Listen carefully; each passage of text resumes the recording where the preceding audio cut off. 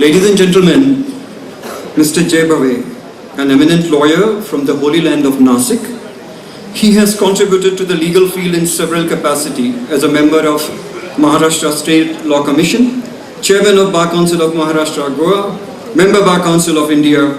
He has also authored several books on law, known for his pioneering computerization of library and initiating the continuance of legal education. He is playing a major role in developing the legal education and establishing legal institutes to develop the students of law. I now request Mr. Jay Bhave to share his insights and address us especially on the theme of this conference.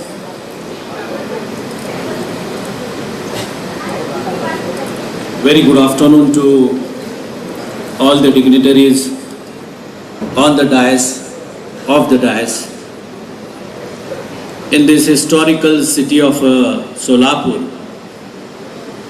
which is known for the revolutionary culture, and particularly today a Triveni Sangam which is expressed on this dais, which is very valuable to the legal fraternity of the state of Maharashtra.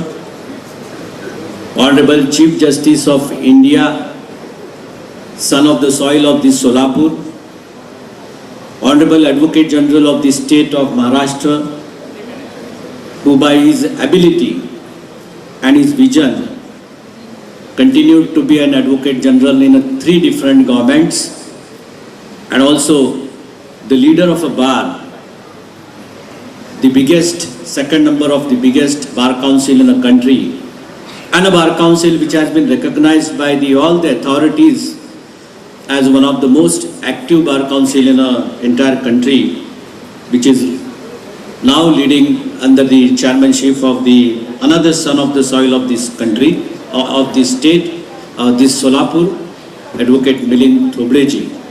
On this occasion, let us give a big hand to all the dignitaries on the dais and of the dais also. Respected Honorable Chief Guest of the today's function, Honorable Uday Lalit Saheb, the Chief Justice of India, the special guest of this function, and not only the Chief Justice of Bombay High Court, but a guardian and a guide in a true sense, who has led this state in a very difficult period of a pandemic, Honorable Shri Justice Deepankar Datta Saheb, Honorable Justice M.S. Karnik Sir, Honorable Justice N.G. Jamdar Saheb, Honorable Justice Vinay Joshi Saheb, the Honorable Justice, former Judge of Bombay High Court, Umesh Lalit Sir, the leader of a nation of the lawyer community, our guide and mentor, Advocate Shri Manant Kumar Mishra, Chairman Bar Council of India, Honorable Shri A.A. Kumbhakoni, Honorable Shri S.A.A. Auti Saheb, the most inspiring Principal District Judge of the Solapur, Honorable Mrs. Amita Uday Lalit, Honorable Mrs. Datta, the Chairman of the Bar Council, the Vice Chairman of the Bar Council, the President of the Solapur Bar Association, my colleague on the Bar Council, Shri D.K. Sharma from Nainital, Shri Prashant Singh from Jharkhand, Dr. Amit Vaid from Shimla, and similarly the strength of the Bar Council, my all colleague members of the Bar Council, Maharashtra and Goa, dear all respected friends, Shri Shinde Sahib, Shri Nikam Sahib, Shri Awad Sir, and all the dignitaries. Friends, we have witnessed a great movement of felicitation of Justice Uday Lalit. And I will explain that it has a great significance. Apart from the emotional attachment of the Solapur, where this felicitation has been done, it has a great importance as far as the new generation of a lawyer are concerned. Because today the theme of this conference, after this inaugural function, in a first session, under the chairmanship of the very dynamic young judge of Bombay High Court, Shri Makarand Karnik, we will discuss the topic of the conference, development of the young bar and bench. And there is a very specific purpose of this theme of a conference, which I'll in a few words I will put before you, because I am not going to take much time. We have to hear the dignitaries. The purpose of this theme is that the bar is young bar. In Maharashtra, from 1st January 2020 till today, we have enrolled 28,000 new lawyers just in 2.5 years, friends. And if you take a perception of the bar and their age, you will find that 40% out of 225,000 advocates enroll on the state of Maharashtra and Goa, 40%, near about 1 lakh lawyers are average age of 35. So the bar is a very young bar. And we are cross with the previous thoughts. We have gone beyond the thoughts of the advocacy. Previously it was said, perhaps in our times or at the times of even Honorable Justice Lalit, that if anybody does not get an admission to any other good course, then ultimately he comes to the law. काहीच नाही जमलं तर मग शेवटी वकिलीला. That was one time concept. Let me explain now that the concept has been completely changed. Now advocacy, legal education is on a priority. And Honorable Manan Kumar Mishra and my all colleagues from the Bar Council of India are here.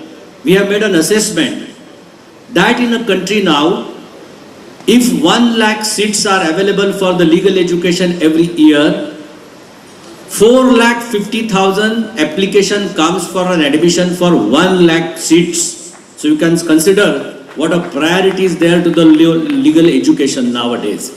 And now it is on a second rank. After the medicine, it is a legal graduation which has attracted the young generation of this country. And therefore there is a conscious decision taken by the youngsters to join law. And therefore it's a responsibility of a bar council imposed under the Advocate Act as a statutory body that we should change some dimensions of the legal education, and that we are trying to do under the leadership of our Chairman Bar Council of India. We are trying to bring a change in the legal education, and we want that the legal education should be at par to the medical education. And therefore, we are focusing on young lawyers to become a more skillful lawyer. We want that the youngsters from the bar should join the judiciary. You must have heard as a lawyer that in 2002, when Honorable Justice Altamas Kabir sir was the Chief Justice of India, it was decided that there will be 50 lawyers per 10 lakh population. As on today, after passing 20 years, we are not able to achieve more than 21 lawyers per 10 lakh population. So still 30 judges are to be given for the 10 lakh population. And this is a need of a democracy. Because what is the main criticism against the judicial system is that delay. We are causing a delay. We are not able to discharge our duties in time. And therefore, ultimate result is that people are going away from the judicial system, and people are thinking that we have to spend here generation to generation, the justice will not come, the execution of the orders will not be there. If we have to remove all these doubts in the mind of the citizen of this country, and if we want to make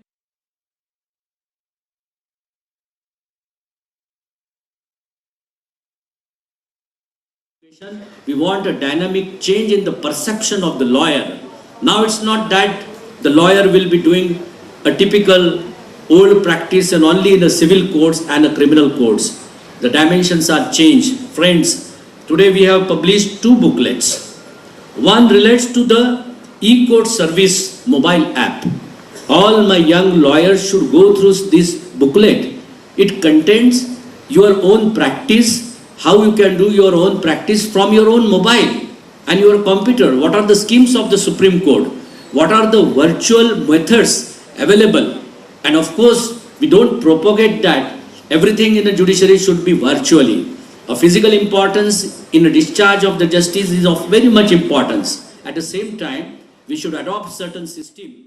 If you have to meet the accused in a jail, you can go to this media, you need not go to the jail, and you can use this method.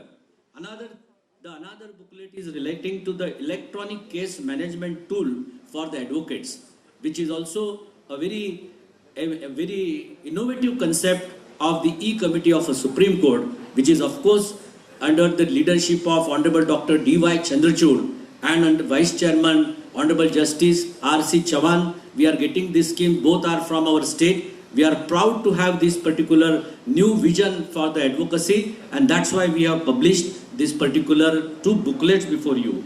Another thing, why we are making all these felicitations? Today we have felicitated Honorable Chief Justice. We have also felicitated Honorable Chief Justice of Bombay High Court. Apart from that, today there will be a felicitation of 16 lawyers who have put their 40 years, 50 years in a practice. Is it only personal recognition? No, friends. It's not only the personal recognition. These are the deep stamba of our system. They have discharged their duties. They have given their services of the life to the country. Honorable Chief Justice of an India, we know him as a lawyer. We have a small opportunity to brief him when he was in the Supreme Court. There was a huge practice of Justice Lalit. And then he shifted and then he accepted the judgeship in 14 and spent another 7 years as a judge. Why? It was only for the success, it was only for the service to the community, your friends. So these are the deep stamba of our entire legal fraternity, friends. And therefore, we are recognizing this for giving a vision to the youngsters. These all 16 lawyers will be felicitated in a second session. They are also the inspiring things. And why we are doing this? In a very short words, I must impress to this bar that there is a perception that nobody is honest, everybody is dishonest. Is it the system? If anything goes wrong in a court, immediately the society reacts that no, there must be something wrong, there must be something fishy things, some wrong has been gone. That comes immediately in the mind of the people. Friends, that doesn't happen. It's a perception, and as a lawyer, we should think that these dignitaries, they have given a status, they have given a respect of the law, they have increased the values of the democracy of the country, and we have to recognize it. Without taking time, while concluding, मी मराठीमध्ये एक तुम्हाला छोटीशी गोष्ट सांगणार आहे की या सगळ्या सत्कारांचं महत्त्व काय. बऱ्याच वेळा बार काउन्सिलच्या फ्लोअरवर आम्ही जेव्हा सत्कार करतो त्यावेळेस काही वकील आम्हाला विरोध करतात की कशाला न्यायाधीशांचे सत्कार तुम्ही करताय. वकिलांनी न्यायाधीशाचा सत्कार केला की कारण नसताना भुव्या जरा वाकड्या केल्या जातात आणि मग या सत्काराचं महत्त्व काय. त्यांना आमचं उत्तर हे आहे आणि ते उत्तर एका उदाहरणामध्ये मी सांगणार आहोत की समाजामध्ये चांगुलपणा, समाजामधला प्रामाणिकपणा आजही टिकून आहे आणि तो टिकून ठेवायचा असला तर समाजाचं जे जनरल इम्प्रेशन आहे की सगळेच समाजामध्ये प्रामाणिक नाहीत, सगळेच समाजामध्ये कुठेतरी कुठल्या तरी भ्रष्ट मार्गाने जात आहेत, अशी आजची परिस्थिती असती तर या देशामधली डेमोक्रेसी वाढली नसती, या देशामधली न्यायव्यवस्था वाढली नसती. उदाहरण एका छोट्याशा सिंबॉलिक गोष्टीमध्ये मी आपल्याला सांगणार आहे आणि माझं भाषण संपवणार आहे. प्रामाणिकपणाला महत्त्व देण्याचं आपण सगळ्यांनी मनाशी ठाम निश्चय केला पाहिजे. प्रामाणिकपणे काम करणाऱ्या माणसाच्या मागं उभं राहिलं पाहिजे, त्याचे सत्कार झाले पाहिजेत आणि ते सत्कार समाजाला दीपस्तंभासारखे असले पाहिजेत. हे उदाहरण एका म्हातारीचं आहे, ते यासाठी देतो, ते सिंबॉलिक उदाहरण आहे. एक म्हातारी असते, तिला कोणी नसतं, तिला एक मुलगा असतो फक्त, आणि ही जी म्हातारी असते ही पांडुरंगाची अत्यंत भक्त असते. तिचं आयुष्याचं एकच एम असतं, ते एम असं असतं की दिवसभर काहीतरी मजुरीचं काम करायचं, काबाड कष्ट करायचे, आपल्या मुलाचं पोट भरायचं आणि जेवढा वेळ मिळेल तेवढ्या वेळ ती पांडुरंगाची भक्ती करायची. एका खेड्यात राहणारी म्हातारी, तिच्या आयुष्यामध्ये एक असा दिवस येतो की तिचा एकमेव आधार असणाऱ्या मुलाला उच्च शिक्षणाकरता शहरामध्ये जायची वेळ येते. आणि त्या म्हातारीला 5,000 रुपयाची गरज पडते. आता ही 5,000 रुपये मिळवण्याकरता आई आणि मुलगा वणवण फिरतात आणि त्यांना कुठे ते काही पैसे मिळत नाहीत. ते पैसे नाही मिळाल्यानंतर रात्री दोघं जण आपल्या झोपडीच्या पायरीशी बसतात. उदासपणे मग्न अवस्थेमध्ये दोघं जण बसलेले असतात आकाशाकडे बघत. आणि त्यावेळेस मुलगा आईला प्रश्न विचारतो की आई, तू तुझ्या पांडुरंगाची इतकी भक्ती करतेस, तुझ्या पांडुरंगाला हे तुझं दुःख दिसत नाही का? काय तुझ्या पांडुरंगामध्ये अर्थ मला वाटत नाही. आणि मुलगा पांडुरंगाबद्दल थोडंसं काहीतरी नाराजी व्यक्त करतो आणि ताडकन रागानं झोपायला निघून जातो. म्हातारीची पांडुरंगावर प्रचंड श्रद्धा, तिच्या श्रद्धेला कुठेतरी धक्का पोचतो आणि ती रात्रभर विचार करते. आणि मग सकाळी ती ठरवते की नाही, मी पांडुरंगाला आव्हान करीन. आता आव्हान करायचं कसं, तर तिला माहिती आहे की पांडुरंग कुठे आहे, तर स्वर्गात आहे. ती आपल्या तोडक्या मोडक्या मराठीमध्ये एक पत्र लिहिते की पांडुरंगा देवा, माझ्या मुलाला अशी जायचं आहे, 5,000 रुपयाची गरज आहे, तू काही कर आणि मला हे 5,000 रुपये पाठव बाबा. पांडुरंगाचं ते पत्र पाकिटामध्ये ती बंद करते. वर पत्ता देते, देवा पांडुरंगा. आता देव पांडुरंग त्या बिचाऱ्या म्हाताऱ्याच्या दृष्टीने कुठं राहणार, मुक्काम पोस्ट स्वर्ग. ती स्वर्ग लिहिते आणि ती तिचं जे पत्र आहे ते पत्र पोस्टाच्या पेटीमध्ये टाकून देते. पोस्टाच्या पेटीतनं ते पत्र जातं पोस्ट खात्यामध्ये.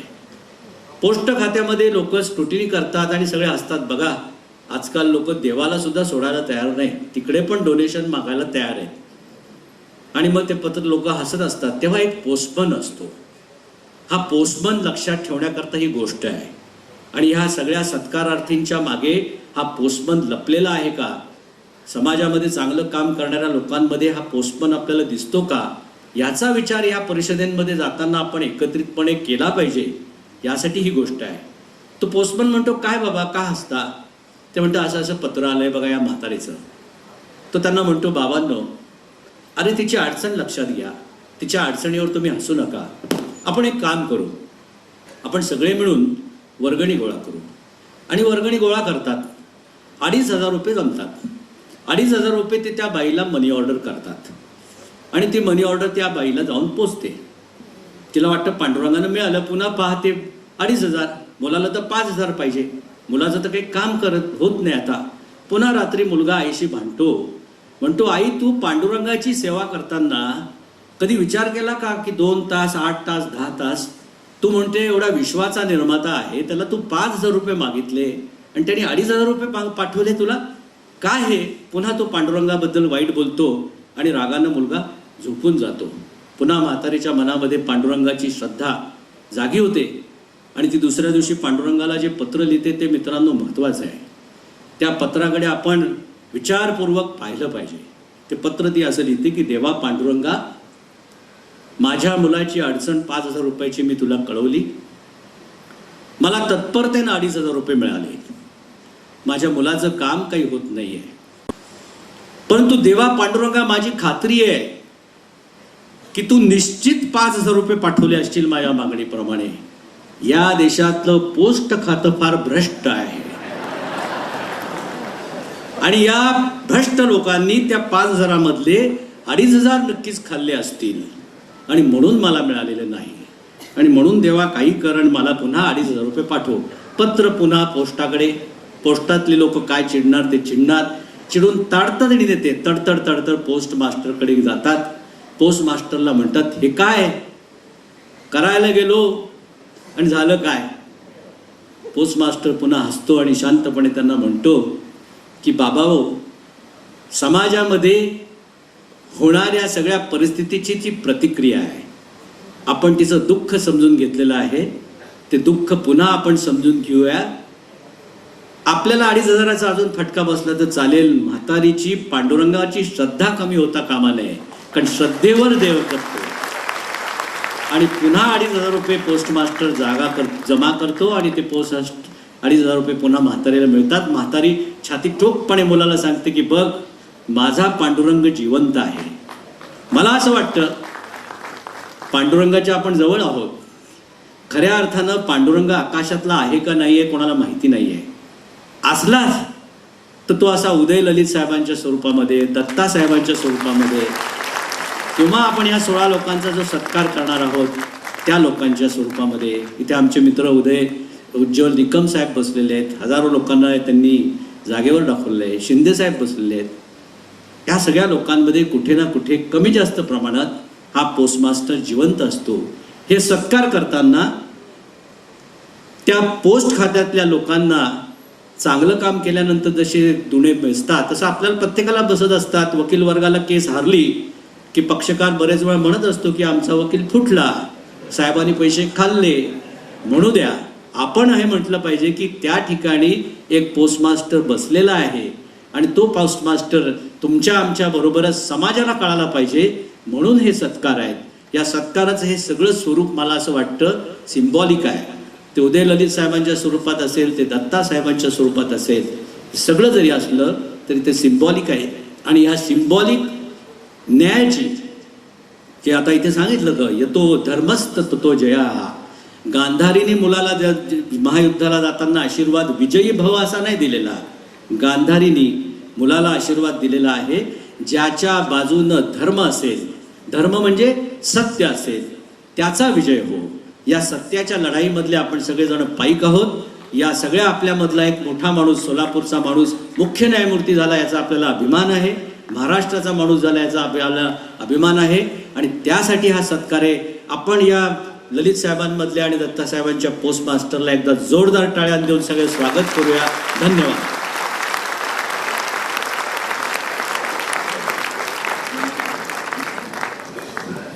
धन्यवाद जायभावे साहेब. आपण खूप सुंदरपणे सांगितलं की निष्पक्ष न्यायव्यवस्था हा लोकशाहीचा आत्मा आहे. आणि आपण खरं बोललात सर. निष्पक्ष न्यायव्यवस्थेची वीट मजबूत असली की मग लोकशाहीचा विठ्ठल देशाच्या गाभाऱ्यात नांदायला वेळ लागत नाही. धन्यवाद.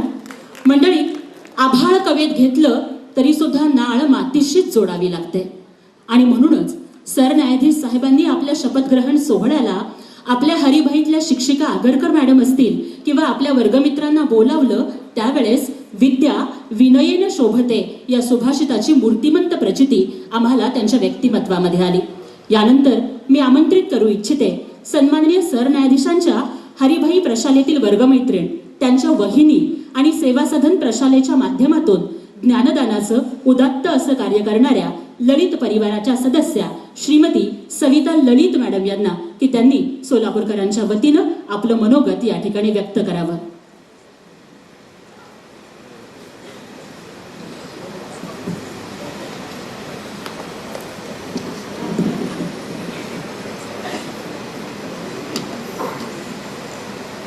आजच्या या कार्यक्रमाचे प्रमुख अतिथी, आजचे उत्सव मूर्ती माननीय सरन्यायाधीश उदयजी ललित, त्यांच्या सुविद्य पत्नी सौभाग्यवती अमिताजी, मुंबई हायकोर्टाचे मुख्य न्यायमूर्ती दत्ताजी, महाराष्ट्राचे महाधिवक्ता माननीय आशुतोषजी,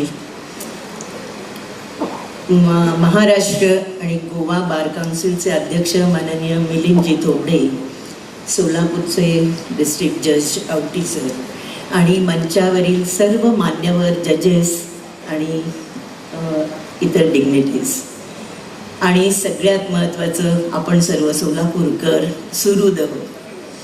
मी आज इथे उभी आहे ती ललित कुटुंबाची सदस्यपेक्षा मला मिलिंदजींनी सांगितलं सोलापूरकर म्हणून तुम्ही थोडंसं बोललात तर आम्हाला आवडेल. आणि म्हणून मी आज इथे सोलापूरकरांतर्फे आणि माझ्यातर्फे आपल्या सर्वांना नमस्कार. आता तुम्ही ऐकलंत की कैलासवासी रंगनाथ विष्णू ललित यांच्याबद्दल. ते माझे आज्जे सासरे, ललित कुटुंबाचे आमचे कुटुंब प्रमुख. ते साधारण 1919-20 सालामध्ये सोलापुरात आले. स्वातंत्र्यपूर्व काळामध्ये ते गावोगावी व्याख्यानं द्यायला जायचे जनजागृतीसाठी, आपल्या स्वातंत्र्यासाठी. असेच ते सोलापुरात आले असताना त्यांनी सोलापुरात स्थायिक होण्याचा निर्णय घेतला आणि ते इथे स्थायिक झाले. त्यांचे सर्व चिरंजीव वकीलच, त्यांचे नातू वकील आणि त्यांचे पणतूसुद्धा, अशा 4 पिढ्या वकिली क्षेत्रामध्ये ललितांच्या आहेत. त्यामुळे सोलापूरकर सगळेजण ललितांना ओळखतातच. पण हे सोलापूरचं ललित कुटुंब सगळे ओळखतात, याच्या पलीकडे थोडंसं मला तुम्हाला सांगायचं आहे की ललितांचं आपल्या देशासाठी खूप मोठं योगदान आणि इमान आहे. आम्ही ललित मूळचे मावळंग्याचे, गिर्ये येथील, विजयदुर्ग येथील असं आत्ता अलीकडे सगळ्यांनी ऐकलं असेल, पूर्वी कोणालाही माहीत नव्हतं. पण विजयदुर्गमध्ये आदिलशहाचं राज्य जेव्हा होतं तेव्हा तिथे ललित कारभारी होते आणि त्यांनी सगळ्यात महत्त्वाचं म्हणजे विजयदुर्ग किल्ल्यामध्ये, विजयदुर्ग किल्ला हा तिन्ही बाजूनी समुद्र असलेला आहे, या विजयदुर्ग किल्ल्यामध्ये पिण्याच्या पाण्याची व्यवस्था त्यांनी केली आणि त्यामुळे खुश होऊन त्यांना गिर्ये येथं जमीन आंदण मिळाली. हे देखील एक समाजासाठी, देशासाठी त्यांनी केलेलं कामच होतं. त्याच्यानंतर आमची 25वी पिढी पनवेलजवळ आपटे येथे स्थलांतरित झाली आणि माझे आजी सासरे रंगनाथ ललित हे तिथूनच सोलापुरात आले. त्यांच्याबद्दल सगळ्यांना माहिती आहेच. त्यांच्याबद्दल अजून एक सांगायचं म्हणजे त्यांचे थोरले चिरंजीव अप्पासाहेब ललित हे जेव्हा वकील झाले, म्हणजे माझे सासरे, तेव्हा सनद घेताना त्या जजने असे उद्गार काढलेले होते की till now we are taking law from your father, now we will take it from you. या एका वाक्यातच ललितांबद्दलचा सगळा आदर आपल्याला कळतो. रंगनाथ ललितांचे बंधू सीताराम ललित हे मात्र आपटे येथेच राहिले आणि त्यांनी तिथे एका प्रेसमध्ये पत्रकं ते स्वतः छापून देत स्वातंत्र्यपूर्व काळात स्वखर्चाने, आणि त्यांनी स्वातंत्र्यपूर्व काळात हे खूप मोठं काम केलं. मुंबईच्या प्रभात दैनिकाचे ते संपादक होते आणि त्यांच्याबद्दल विशेष कुणाला माहिती नाही आहे, पण त्यांनी अनेक योजना ऐकल्या की महाराष्ट्राचा व्यवहार कसा वाढता येईल, व्यापार कसा वाढवता येईल, आणि त्यासाठी त्यांनी पनवेल विरारपर्यंत रेल्वे किंवा वाहतूक व्हावी. त्यावेळी ट्राम होती मुंबईमध्ये आणि किंग सर्कलपासून ही ट्राम पनवेलपर्यंत जावी असं त्यांनी जोर धरलेला होता. तसंच जपान आणि भारत हे दोन्ही सूर्याला मानणारे देश आहेत आणि त्यामुळे या 2 देशांमध्ये जर बेटी व्यवहार झाला तर भारताचं तंत्रज्ञान लवकर आपण प्रगतशील होऊ अशा ह्याने वाढेल, असं देखील त्यांनी त्यांच्या अग्रलेखातनं लिहिलेलं होतं. हे झाले माझे आजी सासरे रंगनाथ ललित, सीताराम ललित. याच्यानंतर माझ्या सासऱ्यांबद्दल सुद्धा सगळ्या सोलापूरकरांना माहीत आहे, उमेश ललित. त्यांच्याबद्दल पण आत्ता सांगितलं. माझे अजून 2 चुलत सासरे जयंत ललित हे मुंबई हायकोर्टात होते, सुभाष ललित हे नेवासेला होते आणि माझे सासरे इथे सोलापूरला होते, अप्पासाहेब ललित. ही 2री पिढी. 3ऱ्या पिढीमध्ये आपण उदय ललितांचं नाव ऐकत आलो, ऐकणार आहोत याच्या पुढे सुद्धा, आणि त्याच्या पुढची पिढी त्यांचे चिरंजीव श्रीयश ललित. अशा 4 पिढ्या या ललितांच्या वकिली क्षेत्रात आहेत. उदय ललितांबद्दल जर बोलायचं झालं तर मला पेशव्यांचे सरन्यायाधीश रामशास्त्री प्रभुणे यांची आठवण होते. आपण जर पाहिलं तर कुणाचीही भीडभाड न ठेवता अचूक निर्णय, कुणाच्याही दबावाला न बळी पडता अचूक निर्णय घेण्याची क्षमता, स्पष्ट वक्तेपणा, निर्भीड आणि निसंशय असं व्यक्तिमत्व जे रामशास्त्रींच्या खूप जवळ जातं, असे हे उदयजी ललित. मला असं म्हणावं वाटेल, उदयजी ललित सरन्यायाधीश म्हणून आले, त्यांनी पाहिलं आणि त्यांनी जिंकलं.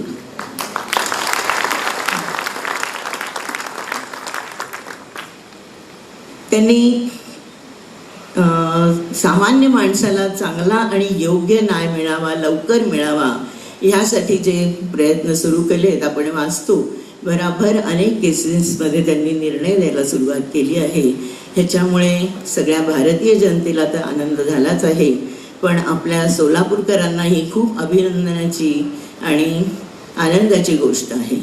आणि म्हणून आमच्या सोलापूरकरांच्या वतीनं मी त्यांना आभाळभर शुभेच्छा देईन. तुम्ही म्हणाल आभाळभर कशासाठी,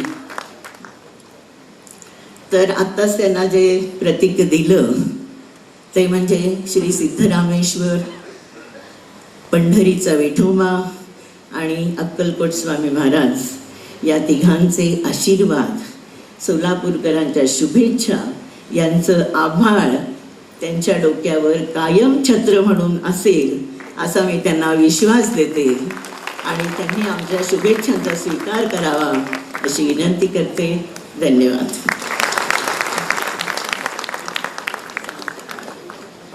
धन्यवाद सविताताई. ललित परिवाराच्या देशसेवेतल्या योगदानाचा एकदा टाळ्यांच्या कडकडाटामध्ये आपण गौरव करूया आणि कृतज्ञता व्यक्त करूया. धन्यवाद. कसल्याशिवाय पीक नाही शेतामधल्या मातीला, वातीशिवाय उजेड नाही समईमधल्या ज्योतीला, घासल्याशिवाय धार नाही तलवारीच्या पातीला, आणि आदरणीय सुशीलकुमारजी शिंदे साहेबांच्या कार्याशिवाय मोल नाही आमच्या सोलापूरच्या मातीला. आमंत्रित करू इच्छिते सोलापूरचे सुपुत्र, सोलापूरचा स्वाभिमान, ज्यांनी सोलापूरचं नाव युनोपर्यंत पोहोचवलं, लोकसभेचे पक्षनेते, माजी केंद्रीय गृहमंत्री, माजी केंद्रीय ऊर्जा मंत्री, महाराष्ट्र राज्याचे माजी मुख्यमंत्री आणि सामाजिक न्यायाचा अर्थसंकल्प मांडणारे पहिले मुख्यमंत्री, पण या सगळ्यांपेक्षा महत्त्वाचं सोलापूरच्या बार असोसिएशनचे ज्येष्ठ सदस्य सन्माननीय सुशीलकुमारजी शिंदे साहेबांनी सोलापूरकरांच्या वतीनं आपलं मनोगत व्यक्त करावं.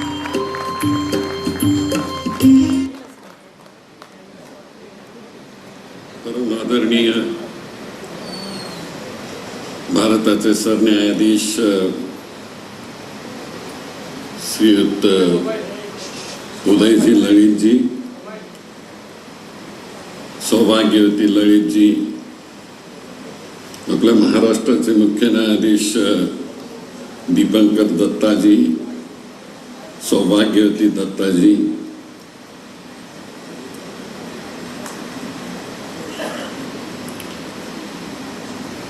आज या ठिकाणी उपस्थित असलेले आपल्या सोलापूरच्या बारमधून गेलेले जस्टिस जोशीजी, जस्टिस जामदारजी,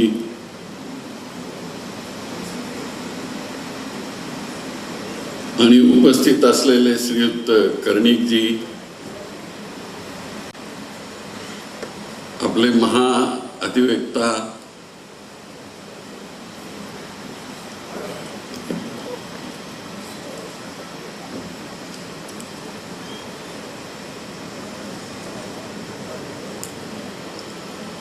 आशुतोष कुंभकोणीजी,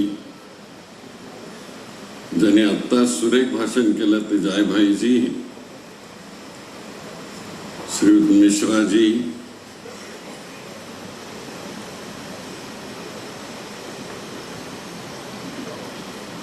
ज्यांच्या प्रयत्नाने हा सगळा गोवा आणि महाराष्ट्र कौन्सिलचा कार्यक्रम होतो, ते माझे मित्र श्रीयुत मिलिंद थोबडेजी, त्यांचे सर्व सहकारी, व्यासपीठावर बसलेले सर्व प्रमुख ज्युडिशियरीचे नेते, उपस्थित बंधू आणि भगिनी, खरं म्हणजे आता ललित फॅमिलींच्या तर्फे फार सुरेख त्यांनी इतिहास सांगितला. मला आज आठवतं, मी हा सोलापूरच्या कोर्टामध्ये आता बाजूला हा जो वारद बंगला आहे, तिथं पूर्वी डिस्ट्रिक्ट कोर्ट होतं आणि त्या कोर्टामध्ये 1957 साली त्यावेळेसचे आवटी साहेबांचं नाव घ्यायचं राहिलं माझं, कारण ते अतिशय महत्त्वाचे आपले न्यायमूर्ती आहेत.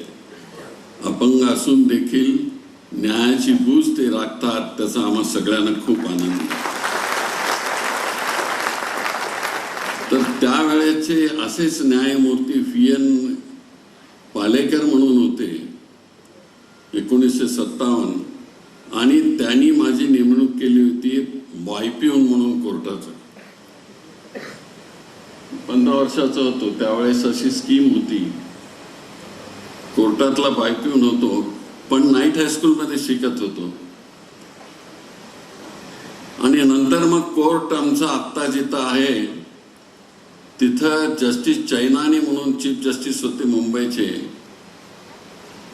त्यांनी त्या इमारतीचं उद्घाटन केलं. त्यावेळेस मला थोडंसं प्रमोशन मिळालं होतं शिपायाचं, पिऊन म्हणून.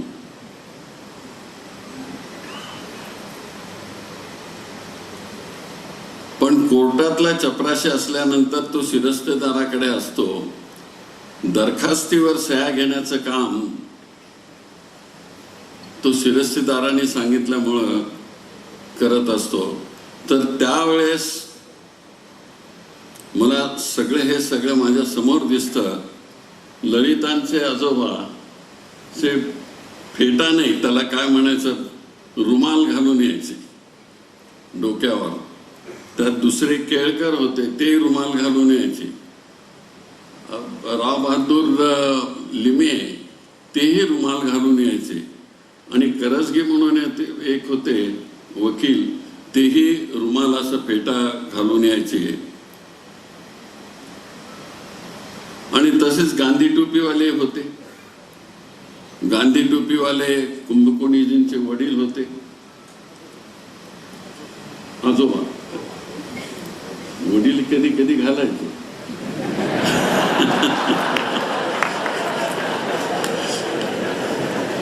तो सगळा इतिहास बघितलेला आहे मी.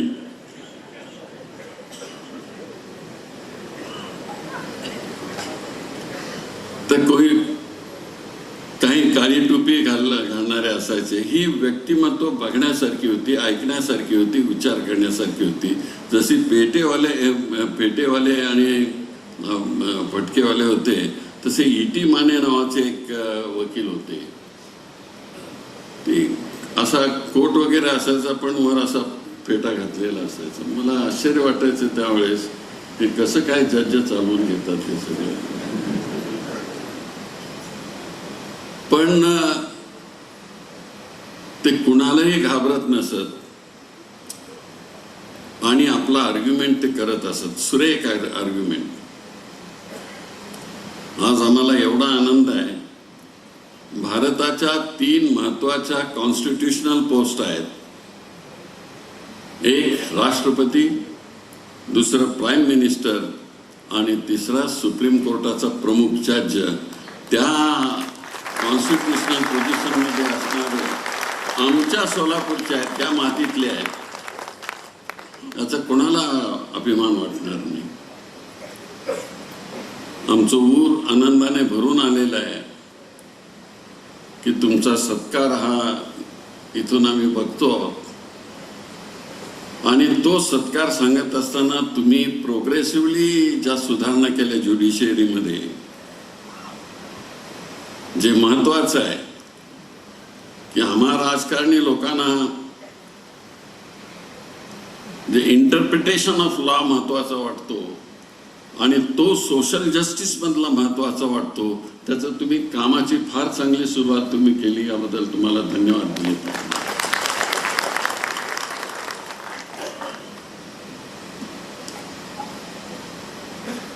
ललितजी, आम्ही सोलापूरची माणसं, पण तुम्ही इतिहास निर्माण करून गेलात सोलापूर करता.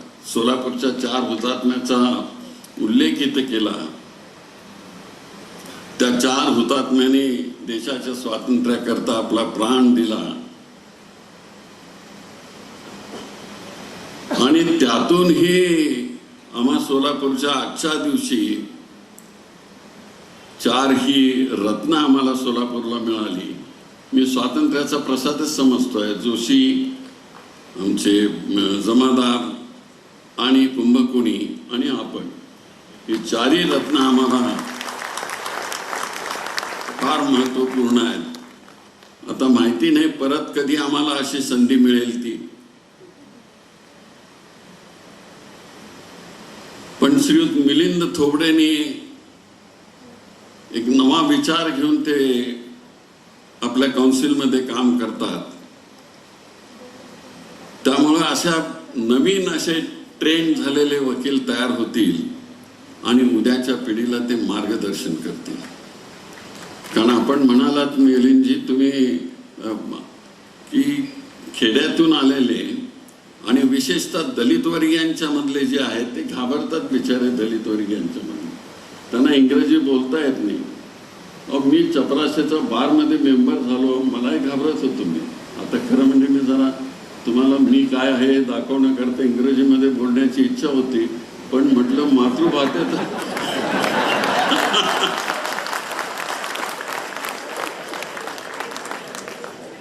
पण या सोलापूरच्या धगधगत्या मातीतला हुंकार कुठेतरी दिसावा म्हणून मातृभाषेतूनच मी बोलण्याचा प्रयत्न केला. ती इथेच आम्ही शिकलो आणि उद्याच्या पिढीकरता म्हणून समोर बसलेले जे वकील आहेत त्यांना शिकायचं आहे. खूप कष्ट करावे लागणार आहेत आणि कष्टाशिवाय काही मिळणार नाही. हेच आता जयभाईंनी सांगितलं की आपण जयभाई तुम्ही एवढं सुरेख बोललात, खरं म्हणजे की तुमचं करावं तितकं कौतुक थोडं आहे. मी आपला जास्त वेळ घेऊ इच्छित नाही, कारण राजकारणी माणसाने ह्या व्यासपीठावर जास्त वेळ घेऊ नये, म्हणून थोडक्यातच मी संपवतो. परमेश्वराने तुम्हाला ललित साहेब उदंड आयुष्य द्यावं आणि तुमच्या आशीर्वादानं सोलापूरमधून आणखी जेव्हा कधी वेळ येईल त्यावेळेस एक सुप्रीम कोर्टातला चीफ जस्टिस व्हावा हीच अशा प्रकारची प्रार्थना करतो आणि विरोधा घेतो. जय हिंद, जय हिंद.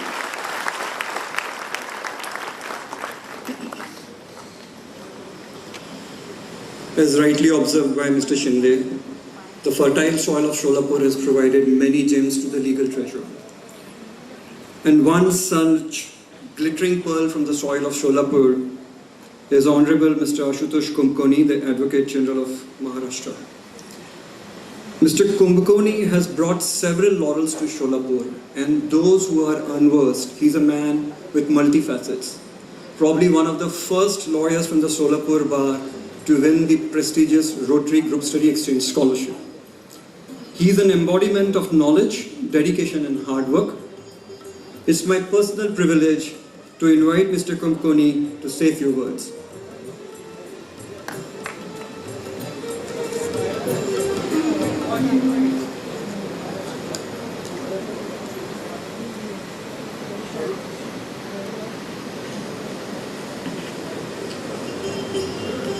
अतिशय समृद्ध सुदृढ अशा आपल्या महान भारत देशाला शोभणारे आपल्या देशाचे सुशील साधे सरळ सज्जन सरन्यायाधीश श्री उदय उमेश ललितजी, त्यांच्या सुविद्याभूषित कर्तबगार पत्नी सौभाग्यवती अमिता उदय ललितजी, आपल्या उच्च न्यायालयाचे सध्याचे सरन्यायाधीश, permit me to say this, designate honourable जज Supreme Court of India Shriyut Dipankar Dattoji, I hope I have correctly pronounced it. सौ दत्तोजी, इतर माननीय सर्व न्यायाधीश वर्ग ज्यांचा नावानिशी पदानिशी उल्लेख करणे वेळेअभावी शक्य नाही, माफी असावी. पितृतुल्य उमेश ललित साहेब जे आता प्रकृती कारणासह थोडं लवकर गेले समारंभातून, आपल्या तमाम विविध वकील संस्थांचे सर्व पदाधिकारी सदस्य, टोकन म्हणून आपले अध्यक्ष मिलिंद थोबडे यांचं नाव घेतो, बाकीच्यांची नावं घेणं शक्य नाही, माफी असावी. सर्व व्यावसायिक बंधू भगिनींनो, सुशील कुमार शिंदेजी आणि इतर सर्व समस्त सोलापूरवासियांनो, सर्वप्रथम आजच्या दैदिप्यमान व सर्वार्थाने एकामेवाद्वितीय अशा सोहळ्याचा भाग मला होता आलं, याबद्दल आजच्या या कार्यक्रमाच्या आयोजकांचे मी मनपूर्वक आभार व्यक्त करतो. अतिशय उत्कृष्टपणे आयोजित केलेल्या या कार्यक्रमाबद्दल आयोजकांचं आपण कौतुक करूया. जरा जोरात टाळ्या वाजवा. बाहेर ऐकू जाऊ दे.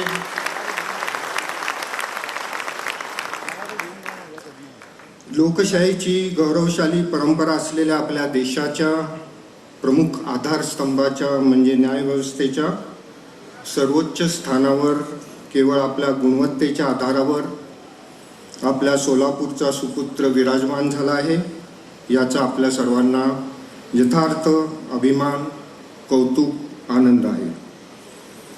थोडीशी जरी प्रसिद्धी मिळाली तरी डोक्यात हवा जाणारे अनेक व्यक्ती आपण पाहिलेल्या आहेत, आजही पाहत आहोत. त्याला फक्त न्यायक्षेत्रच नव्हे तर इतरही क्षेत्रात आपण पाहतो.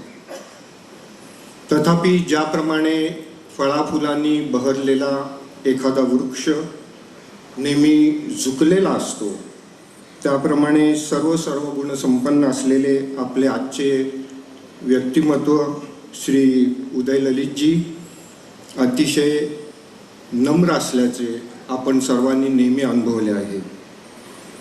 अतिशय विनम्र स्वभाव आणि संयमी वृत्ती ही त्यांची खासियत आहे, ज्याला आपण इंग्रजीत हॉलमार्क म्हणतो. त्यांच्या व्यावसायिक प्रगतीचा आलेख नेहमी चढताच नव्हे तर असा सरळ उभा असलेला आपण सर्वांनी पाहिला आहे. त्यांची व्यावसायिक कारकीर्द 2 भागामध्ये आपण समाविष्ट करू शकतो, एक नामांकित वकील म्हणून आणि एक उत्कृष्ट न्यायाधीश म्हणून. त्यांनी न्यायाधीश म्हणून केलेल्या कामकाजाचा मला वैयक्तिक अनुभव नाही, त्याच्याबद्दल आधीचे वक्ते बोलले, पुढेही बोलतीलच. त्यांच्या वकिली कार्यकर्तीबद्दल मी जरा थोडंसं बोलू इच्छितो. नाहीतरी आपल्या आजच्या वकिलांच्या अधिवेशनातील मुख्य विषय development of young bar and bench in is future of judiciary असा आहे, त्याच्याशी त्याचा संबंध आहे. सर्वच न्यायालयाप्रमाणे सर्वोच्च न्यायालयात सुद्धा असे वकील आहेत जे अतिशय मोठे, सुप्रसिद्ध आहेत, जे मोठ्या आवाजात आदळआपट करून आपले म्हणणं कोर्टात मांडताना आपल्याला दिसतात. असं करणं कितपत योग्य अयोग्य यावर मी काही भाष्य करू इच्छित नाही, पण त्यांचा पूर्ण मान राखून मी असे म्हणेन की कॉरिडॉर्समध्ये कोर्टाच्या म्हणतात they are members of shouting brigade. वैयक्तिकरित्या मला असं वाटत नाही की आक्रस्ताळेपणाने केलेला युक्तिवादच न्यायाधीशाला पटतो. त्याचे जिवंत उदाहरण म्हणजे आजचे आपले उत्सवमूर्ती ललित साहेब. त्यांचा कोर्टातच नव्हे तर कोर्टाबाहेर चढलेला आवाज आजपर्यंत कोणीही ऐकलेला नाही. अतिशय मृदू, ज्याला इंग्रजीत आपण म्हणतो courteous, respectful, yet firm and crystal clear used to be his submissions in the court. मी कधीही त्यांच्या तोंडी कुणाही व्यक्तीबद्दल अपशब्द किंवा टीका करणारा एक शब्द देखील ऐकलेला नाही. ते नेहमीच सर्वांबद्दल चांगलंच बोलत आले आहेत. एखादी व्यक्ती अतिशयच वाईट असेल आणि तिच्याबद्दल चांगलं बोलणं शक्यच नसेल तर त्यांच्या चेहऱ्यावर नेहमी एक स्मितहास्य येतं आणि ते विषय बदलून टाकतात. By his work, behaviour and conduct, my Lord justice Uday Lalit has truly defined the term thorough gentleman. माझ्या वैयक्तिक वकिली व्यवसायात अनेक प्रकरणं मी त्यांच्याकडे सोपवली. प्रत्येक वेळी त्यांच्याशी निरनिराळ्या कायदेविषयक बाबींवर चर्चा करत असताना माझं कायद्याचं ज्ञान नेहमी समृद्धच झालं आहे. नेहमी चौकटीबाहेर ते विचार करतात आणि दरवेळेला मला त्यांनी आत्मपरीक्षण करायला भाग पाडलं आहे. असं वाटून की हा विचार आपल्याला का नाही सुचला. कित्येकदा trial court, first appellate court, second appellate court, त्यानंतर उद्भवलेली प्रकरणं मी त्यांच्याकडे सोपवली. त्याची चर्चा करत असताना एक वेगळाच मुद्दा काहीतरी ते सांगून जातात, असा माझा अनुभव आहे, जो trial court, first appellate court, second appellate कोर्टमधल्या दोन्ही वकिलांना आणि सर्व न्यायाधीशांना सुचला नाही. अतिशय प्रखर बुद्धिमत्ता त्यांची आहे. सगळ्यात महत्त्वाचं म्हणजे मी त्यांच्याकडे सोपवलेल्या कोणत्याही कामाची फी त्यांनी कधीही स्वतःहून मागितली नाही. एवढंच नव्हे तर सांगितली सुद्धा नाही. जे काही माझ्या पक्षकाराने दिले ते फी म्हणून त्यांनी गोड मानून स्वीकारलं आणि अतिशय उत्कृष्ट कामकाज केलं. त्यांचे हे आणि असे अनेक गुण तमाम आजच्या वकील वर्गाने घेण्यासारखे आहेत, अनुकरण्यासारखे आहेत. निश्चितच तसं केल्यास त्यांचाही वकिली व्यवसायात उत्कर्ष होईल, याबद्दल माझ्या मनात अजिबात शंका नाही. त्यांचे वडील आता इथे नाही आहेत. 2 छोटीशी उदाहरणं सांगतो. जेव्हा त्यांच्या वडिलांनी एका सिनियर वकिलांकडे वकिली व्यवसाय सुरू केला, हे ज्युनियरसाठी महत्त्वाचं आहे मी जे सांगतोय ते, तेव्हा त्यांच्या सिनियरचा स्वभाव असा होता की ते कव्हर टू कव्हर स्वतः केस वाचायचे, ज्युनियरच्या सांगण्यावर विश्वास नाही. हळूहळू त्यांची वकिली वृद्धिंगत झाली. ललित साहेबांच्या वडिलांनी प्रत्येक ब्रीफ वाचून त्यात स्वतःचा एक नोट्स ते तयार करायचे आणि त्या ब्रीफमध्ये ठेवायचे. जेव्हा त्यांच्या सिनियरची हळूहळू वकिली वाढायला लागली, कामात वेळ मिळेना, तेव्हा त्यांनी पहिली स्टेप ही केली की ब्रीफ उघडून बघायचे, ललित साहेबांच्या वडिलांच्या नोट्स असलेले बाजूला ठेवायचे, नसलेले बाजूला ठेवायचे. त्यांच्या नोट्सवरनं त्यांना बघायचे, पण ज्युनियरवर विश्वास नाही. नोट बघितल्यावर कळायचं मॅटर काय आहे, पुन्हा कव्हर टू कव्हर वाचायचंच. ही दुसरी स्टेज झाली. पुन्हा आणखीन वकिली जेव्हा वाढली तेव्हा त्यांनी त्यांच्या नोट्सवरनं युक्तिवाद करायला सुरुवात केली. आपण सर्व ज्युनियरनी एक लक्षात घ्यावं की नेहमी तक्रार असते की सिनियर आम्हाला काम चालवायला देत नाही. हे एक दुष्टचक्र आहे. तुम्ही नीट वाचत नाही, ज्युनियर लोक अभ्यास करत नाही, म्हणून सिनियर तुम्हाला ब्रीफ चालवायला देत नाही. सिनियर ब्रीफ चालवायला देत नाही म्हणून ज्युनियर ब्रीफ वाचत नाही. आता ह्या दुष्टचक्रातनं जर बाहेर पडायचं असेल तर सिनियर ब्रीफ चालवायला देत नसताना सुद्धा ज्युनियरला ते ब्रीफ वाचावं लागेल, नोट्स काढावे लागतील. असं तर नाही होऊ शकत हे दुष्टचक्र मोडायला की जरी ज्युनियरनी ब्रीफ वाचलं नसलं तरी घे बाबा आणि चालव, असं कोणताही सिनियर म्हणणार नाही. त्यामुळे ललित साहेबांच्या वडिलावरून हे एक उदाहरण आपण लक्षात घ्यावं, एक धडा शिकावा प्रत्येक ज्युनियरनी की प्रत्येक ब्रीफ आपल्या सिनियरचं स्वतः वाचलं पाहिजे. सिनियर आपल्याला चालवायला देवो न देवो, विचारो न विचारो, आपली तयारी पाहिजे. कधी ना कधी सिनियर तुम्हाला ब्रीफ चालवायला निश्चित देईल.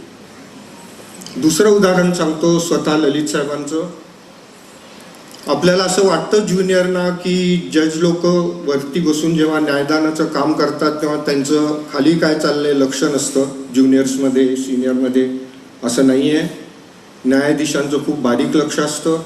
बारमध्ये काय चाललंय, समोर आपले बसलेले वकील मंडळी काय करतायत. सर्वोच्च न्यायालयामध्ये कॉम्प्लिकेटेड खूप मोठं प्रकरण चाललं होतं. त्यावेळेला ललित साहेब जसं त्यांच्या इंट्रोडक्शनमध्ये सांगितलं तेव्हा सोली सोराबजींकडे ज्युनियर म्हणून काम करायचे. एका बाजूला वकिलांची मोठी फौज, दुसऱ्या बाजूलाही वकिलांची मोठी फौज. त्यावेळेला ललित साहेब अजून सिनियर डेसिग्नेट झाले नव्हते, ते ज्युनियर म्हणून काम करायचे. त्या एका साईडच्या वकिली फौजचं नेतृत्व सोली सोराबजींकडे होतं. ते पहिल्या खुर्चीत बसलेले, त्यानंतर त्यांना ज्युनियर असलेले दुसरे सिनियर, मग सिनियर, मग सिनियर, असं करून ललित साहेबांचा नंबर जवळजवळ पहिल्या रांगेच्या शेवटी होता.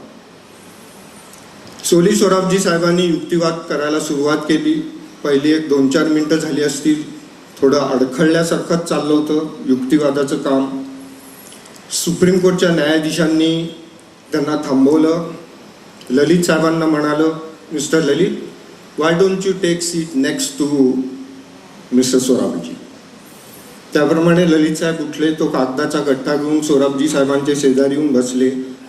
आणि मग न्यायाधीश म्हणाले सुप्रीम कोर्टचे, yes mister Sorabji, now you can restart your argument.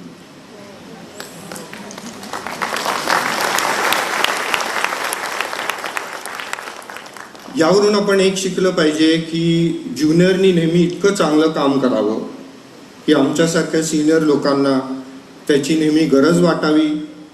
जर ज्युनियर माझ्या शेजारी नसेल तर मला अस्वस्थ वाटलं पाहिजे. युक्तिवाद करत असताना काहीतरी चुकल्यासारखं वाटलं पाहिजे. अशी जर ज्युनियरशिप तुम्ही केली तर निश्चितच वकिली व्यवसायात तुम्हाला वृद्धिंगत दिवस येतील. आणि मी म्हटल्याप्रमाणे आपला सिनियर आपल्याला विचारतच नाही, जाऊ दे त्यांचं त्यांना काय करायचं ते करू दे, वाचू दे, नाही तर बसू दे, असा अप्रोच ठेवून चालणार नाही. माझी आई देवाचे सोपस्कार फार पाळायची. आमच्या देवाऱ्यात अनेक लहान मोठ्या मूर्ती होत्या देवाच्या, तसेच फोटो फ्रेम सुद्धा होत्या. त्याच्यामध्ये एक लक्ष्मीनारायणाचा एक छान फोटो होता. ललित साहेब आणि त्यांच्या सुविध पत्नीला बघितल्यानंतर नेहमी माझी आई म्हणायची, लक्ष्मीनारायणाचा जोडा शोभतो. मला माहिती नाही या प्रसंगी हे बोलणं कितपत योग्य आहे अयोग्य आहे. मोह आवरत नाही, मोह खूप वाईटची गोष्ट आहे. मला वाटतं आजच्या वयात देखील त्यांच्याकडे बघितल्यावर निश्चित वाटतं, truly made for each other. सौभाग्यवती ललितांचा मी उल्लेख सुरुवातीला सुविद्याभूषित आणि कर्तबगार असा केला, तो जाणीवपूर्वक. त्या स्वतः वकील आहेत. आपल्यापैकी किती जणांना माहिती माहीत नाही, वकील आहेत. त्यांनी प्रत्यक्ष वकिली अत्यल्प काळ केली. त्या एक उत्कृष्ट शाळा चालवतात ज्याला अनेक बक्षिसं मिळाली आहेत. त्या एक उत्कृष्ट गायिका आहेत. त्यांचा एक गाण्याचा अल्बम आहे, आपल्या लोकांना किती जणांना माहीत नाही. आज जर या स्नेहसंमेलनाच्या निमित्ताने संध्याकाळी मनोरंजनाचा कार्यक्रम असेल तर मला खात्री आहे सौभाग्यवती ललित तो कार्यक्रमात आपल्या सर्वांसाठी संस्मरणीय करून गाजवतील. अत्यंत स्पष्ट वक्त्या, करारी स्वभावाच्या असलेल्या सौभाग्यवती ललित यांनी निश्चितच आजच्या आपल्या उत्सव मूर्तींना अत्यंत बहुमोल अशी वैयक्तिक आयुष्यात साथ दिलेली आहे. त्यामुळेच आपल्या सर्वांना आजचा हा सुवर्णयोग याची देही याची डोळा अनुभवता आला असं मला वाटतं. त्यांच्यासाठी एकदा जोरदार टाळ्या.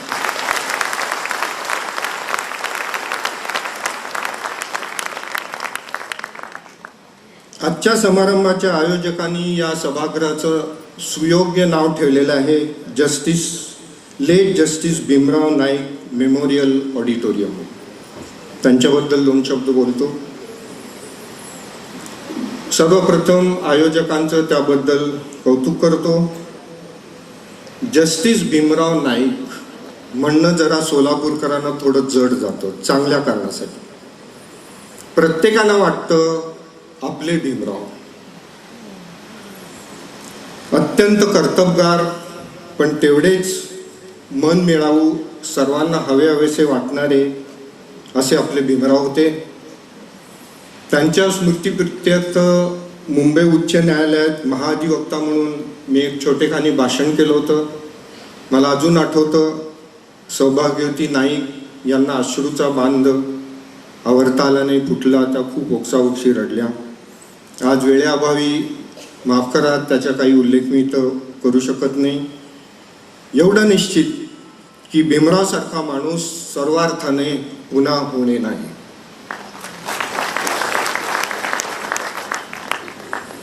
आपल्या वकिलांचं आजचं संमेलन आहे. त्या जो मूळ विषय आहे development of young bar and bench, एक दोन शब्द बोलतो. असं होता कामा नये की फक्त सत्काराबद्दलच बोललो. मुख्य सर्व ज्युनियर वकिलांनी लक्षात ठेवलं पाहिजे की they have chosen the best profession, not just one of the best, the best profession. या व्यवसायात आपल्याला काय मिळत नाही, तो जर उत्तम प्रकारे केला तर प्रेम, प्रसिद्धी, मान, मनार्थ, नावलौकिक आणि पैसा अनलिमिटेड अँड डिस्प्रपोर्शनेट. याची अनेक उदाहरणं देता येईल, नंतर मला शिव्या खाव्या लागतील म्हणून मी काय बोलत नाही. परंतु जर पैशासाठी कोणत्या ज्युनियरनी हा व्यवसाय निवडला असेल तर त्यांनी सर्वप्रथम एक महत्त्वाची गोष्ट केली पाहिजे आणि ती म्हणजे हा व्यवसाय सोडून देणे. या व्यवसायाची खासियत अशी आहे की तुम्ही जर पैशाच्या मागे लागलात तर तो दूर पळतो, कधीच तुम्हाला मिळणार नाही. पण तुम्ही जर प्रामाणिकपणे, सचोटीने, अपार काबाड कष्ट करून पैशाकडे लक्ष न देता, जसं मी उदाहरण ललित साहेबांचं सांगितलं, कधीही त्यांनी फी मागितली तर सोडा, सांगितली सुद्धा नाही, अशी जर तुम्ही वकिली केली तर पैसा हा तुमच्या मागे हात जोडून उभं राहील. आपल्याला या व्यवसायात जर खऱ्या अर्थाने प्रगती करायची असेल तर ज्युनियर लोकांनो लक्षात ठेवा, if you want to go to the top of this profession, you cannot use an escalator or elevator because there are none. You have to climb the stairs one step at a time. You may fall, injure yourself, doesn't matter. Get up and start walking step by step, and definitely you will reach at the top. And one day we will have an occasion to felicitate you on this stage. Don't forget. या आणि अशा अनेक व्यावसायिक ज्याला आपण secrets म्हणू त्याबद्दल बोलणं शक्य आहे, परंतु मी एक हाडाचा वकील आहे. I reserve my right to do so at some other point of time, and just thank you all of you for the patient hearing. धन्यवाद.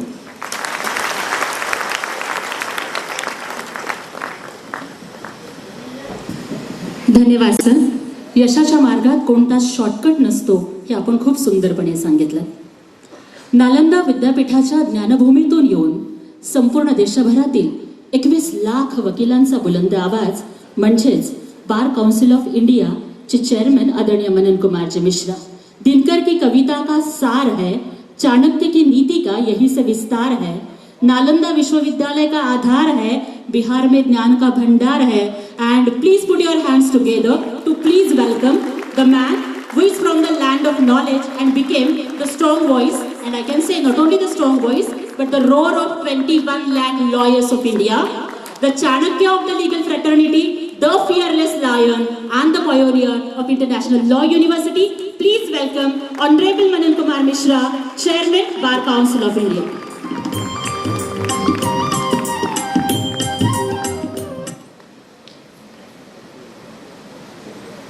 Honorable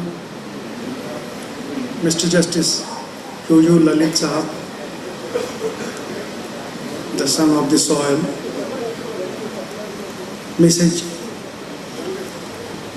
Amitayu Lalit, Honorable Mr. Justice Deepankar Datta Sahab, Chief Justice Bombay High Court,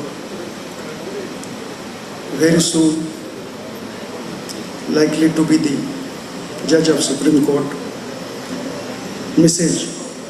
Juma Datta ji, the Honorable Judges of Bombay High Court, Honorable Mr. Justice M.S. Karnik Sahab, Honorable Mr. Justice N.J. Jamadar Sahab, Honorable Mr. Justice Binay Joshi Sahab,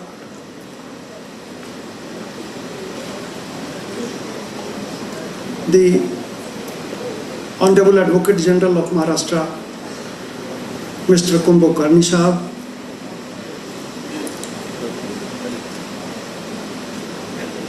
my friend, the leader of the Maharashtra and Goa Bar Council, Mr. Milan Thogde Sahab, Jain Jai Bhave Sahab, the members of the Bar Council of India, Mr. D.K. Sharma, Mr. Prashant Kumar Singh, Mr. Amit Baid, the Honorable Office Bearers and members of Maharashtra and Goa Bar Council, the senior members of the bar present here, young friends, ladies and gentlemen, the media people, सबसे पहले सोलापुर की इस पावन धरती को मैं प्रणाम करता हूँ, नमस्कार करता हूँ।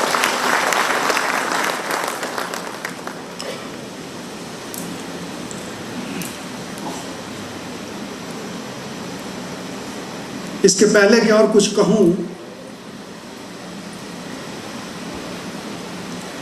एक छोटा सा किस्सा बता दूं।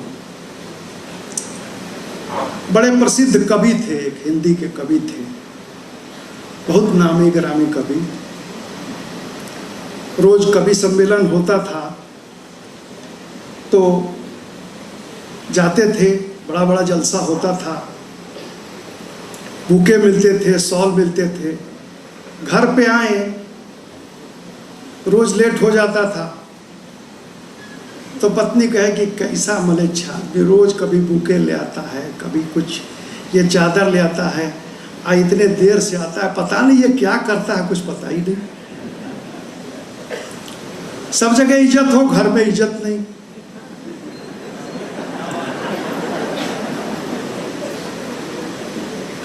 अब किसी से उन्होंने कहा कि भाई देखो सब कुछ है, इतने बड़े बड़े जलसे होते हैं, घर पे जाता हूँ, घर ही में इज्जत नहीं। तब उनके किसी मित्र ने कहा कि एक काम करो, अपनी पत्नी को एक बार किसी बड़े जलसे में लेते आओ। तो एक दिन बड़ा आग्रह करके कहा कि वहां से आप भी चलो। गई देखी जब वो जलवा, तब उनको लगा कि ये क्या होता है, वाकई हमारा पति क्या चीज है।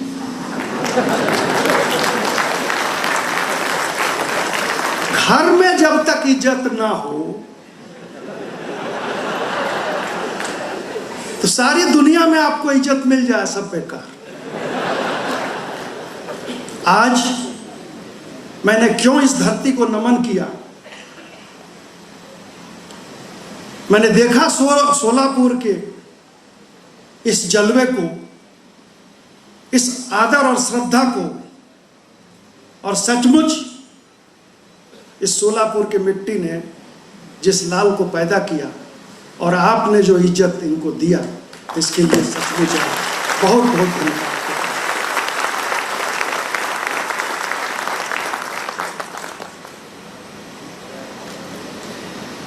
आपकी क्या तारीफ करूं।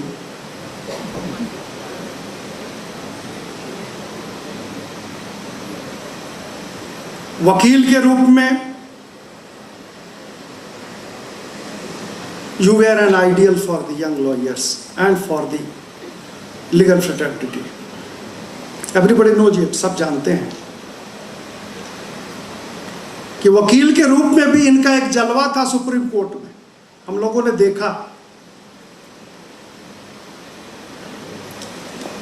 इधर जूनियर खींच रहा है कि सर वहां कोई कॉल होने वाला है, दूसरा तरफ उधर जूनियर खींच रहा है कि वहां केस कॉल हो रहा है। एकदम नम्र, जैसा कि हमारे कुमकोर्नी साहब ने कहा, मराठी में बोले लेकिन रहते रहते समझ जाता हूँ।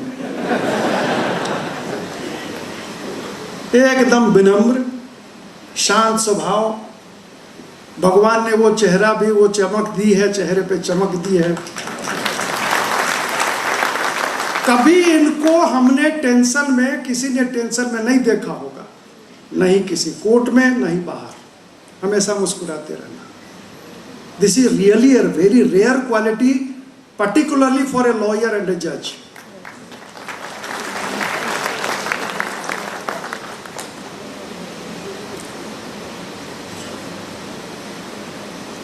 मैं आप जब नालसा के अध्यक्ष थे, जब सीनियर मोस्ट जज थे सुप्रीम कोर्ट के, नालसा क्या होता है और नालसा से हमारे वकील कम्युनिटी को बहुत ज़्यादा लगाव नहीं था। हमें लगता था कि ये जजेज की चीज़ है, ये वकीलों का काम जजेज ने ले लिया है। फीलिंग यही थी। ऑनरेबल जजेज, ऑनरेबल हमारे दीपांकर दत्ता साहब भी बैठे हुए हैं। That was the feeling before honourable mister justice Lalit साहब joined as the chairman of NALSA. आपके आने के बाद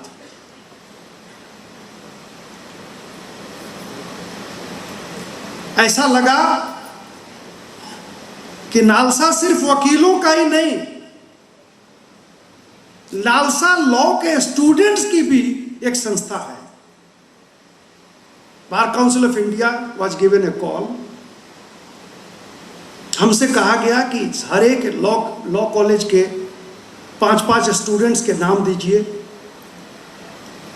अपने मेंबर्स के, अपने हर बार एसोसिएशन के सब डिटेल्स दीजिए, उनको हम जोड़ेंगे, लीगल एड्स से उनको जोड़ेंगे। और सामने है आपके, हर जगह, हर जिला, हर तालुका में जो डिफेंस लीगल काउंसिल का एक कॉन्सेप्ट आया, ये सोलापुर के मिट्टी के लाल की देन है हमारे सुप्रीम कोर्ट में चीफ जस्टिस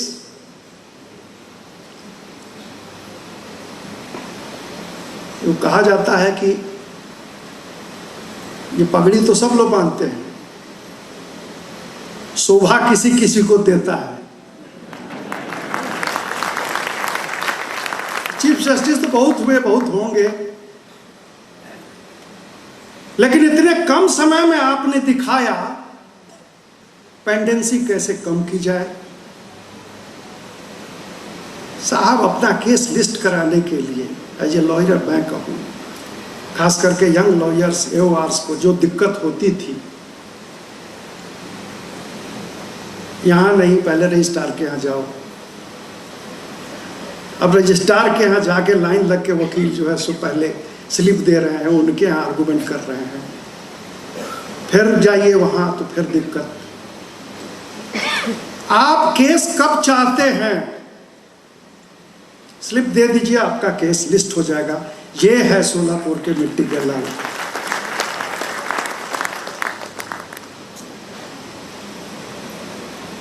जजमेंट्स आपने जो दिए लैंडमार्क, सैकड़ों वर्षों तक वो याद किया जाएगा, साइट किया जाएगा। ये आज जो सब्जेक्ट रखा गया है development of young bar and bench, sir हम लोगों ने बड़ा सोच समझ के रखा है। जनवरी 2023 से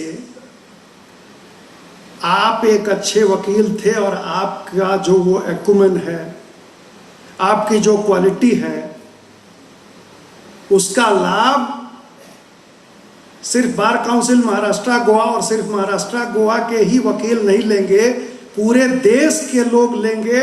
जनवरी से आपको हमें ट्रेन करना है, यंग लॉयर्स को ट्रेन करना है और एक अच्छे बार की स्थापना, अच्छे बेंच की स्थापना करनी है।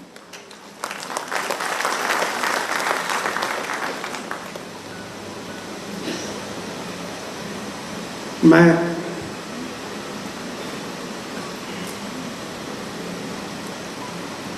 इस सन ऑफ द सॉइल के और आपके बीच में ज़्यादा देर नहीं रहना चाहता हूँ। मैं जानता हूँ कि आप इनको सुनने के लिए और ये जो प्रेम, ये स्नेह,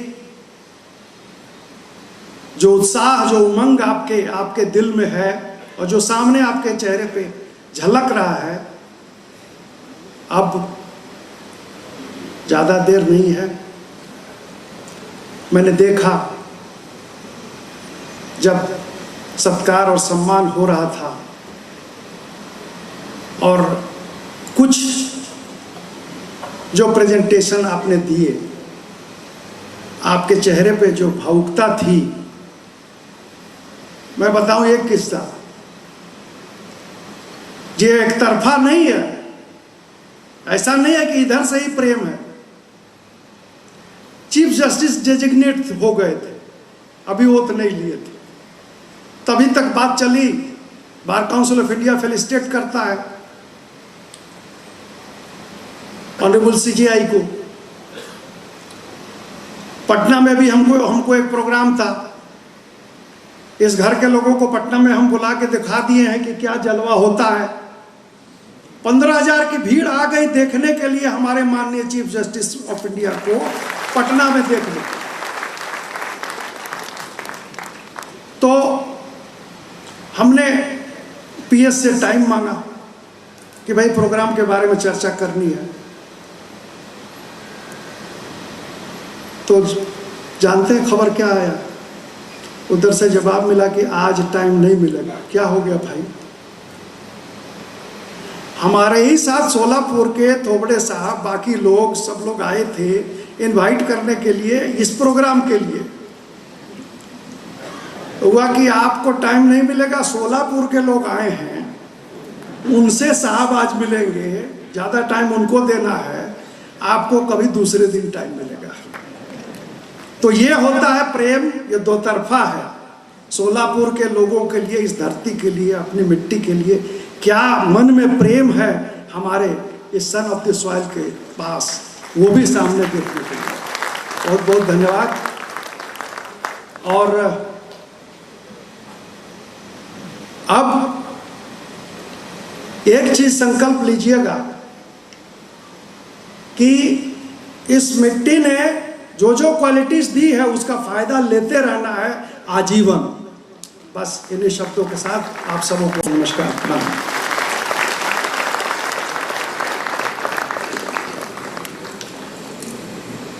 माननीय मिश्रा जी, बहुत बहुत धन्यवाद।